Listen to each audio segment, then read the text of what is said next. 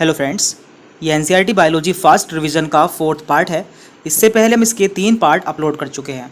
तो यहाँ पे हम बायोलॉजी एनसीईआरटी के ऐसे पॉइंट देखते हैं जो कि आपके लिए बहुत इंपॉर्टेंट है और इनमें से हर साल क्वेश्चन पूछे जाते हैं।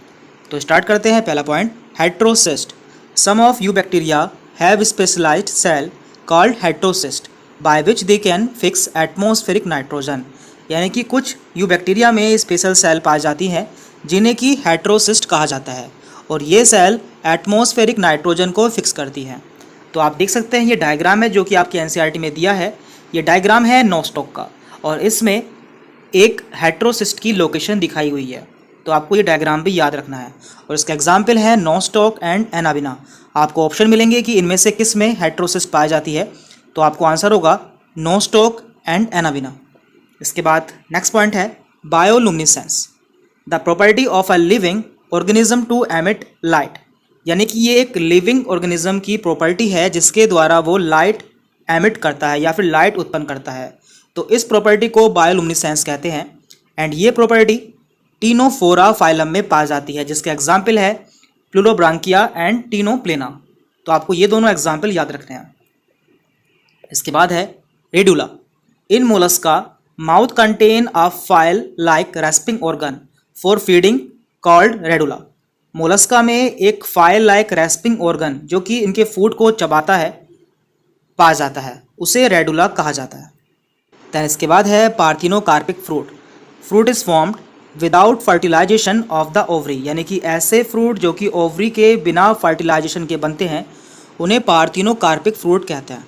इसके एग्जाम्पल हैं बनाना, पाइनएप्पल एंड ग्रेप। और एग्जाम में जनरली आपको यही ऑप्शन देखने को मिलते हैं, इसलिए आपको ये तीनों ऑप्शन याद रखने हैं। देन इसके बाद है trichomes. On the stem the epidermal hair are called trichomes. यानी कि स्टेम के ऊपर पाए जाने वाले एपिडर्मल्स हेयर को ट्राइकॉम्स कहते हैं। The trichomes help in preventing water loss due to transpiration and trichomes transpiration द्वारा होने वाले वाटर लॉस को रोकते हैं क्योंकि ये अपने अंदर वाटर को स्टोर कर लेते हैं।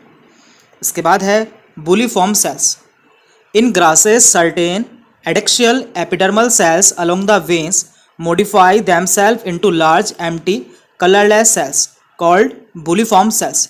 कुछ मोनोकोट प्लांट्स जैसे कि ग्रासेस में उनके एडेक्सियल यानी कि उनके ऊपर के सरफेस पर पाए जाने वाली एपिडर्मल सेल्स वेन के साथ लार्ज एम्प्टी कलरलेस सेल में मॉडिफाई हो जाती है जिन्हें कि बुलिफॉर्म सेल्स कहता है और ये वाटर के स्टोरेज में हेल्प करती हैं। तो ये इसका डायग्राम है, आप यहाँ पे देख सकते हैं। ये एक लीफ की पिक्चर है। तो ये लीफ का अपर सरफेस है एंड लीफ का ये लोअर सरफेस है और इसके बीच में है ये इसकी मिड वेन और इसके अपर सरफेस पर इसकी कुछ सेल्स बड़ी बड़ी सेल्स में कन्वर्ट हो जाती हैं जो कि कलरलेस एंड होलो सेल्स होती हैं। इन सेल्स को ही बुलिफॉर्म सेल्स कहते हैं जो कि बबल के शेप की होती हैं एंड ये वाटर को स्टोर करती हैं। देन इसके बाद है lenticels, one of many raised pores in the stem of a woody plant that allow gas exchange between the atmosphere and the internal tissue.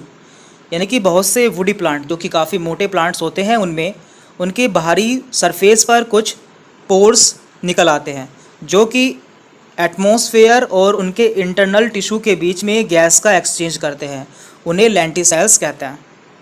तो ये एक लेंटिसेल का डायग्राम है। अक्सर आपने देखा होगा प्लांट्स के अपर सरफेस पर कुछ इस तरह के कट्स लग जाते हैं, तो इन्हें ही लेंटिसेल्स कहते हैं जो कि एनवायरनमेंट से गैसेस का एक्सचेंज करती हैं। Mature cell that lack nucleus, यानी कि ऐसी मैच्योर सेल्स जिनके पास न्यूक्लियस नहीं पाया जाता है। तो ये दोनों एग्जाम्पल आपके एनसीईआरटी में दिए हैं और इनसे क्वेश्चन पूछे जाते हैं। तो पहला एग्जाम्पल है एरिथ्रोसाइट्स या फिर आरबीसी ऑफ मैमल्स जिनमें न्यूक्लियस नहीं पाया जाता है एंड इसके अलावा sieve tube cells of vascular plants, इनमें भी न्यूक्लियस नहीं पाया जाता है। तो आपको ये दोनों एग्जाम्पल याद रखने हैं।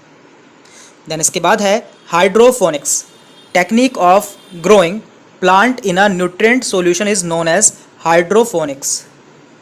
यानी कि प्लांट को एक न्यूट्रिएंट सॉल्यूशन में उगाना हाइड्रोफोनिक्स कहलाता है और ये टर्म दी थी जूलियस वॉन्सेक ने 1860 में।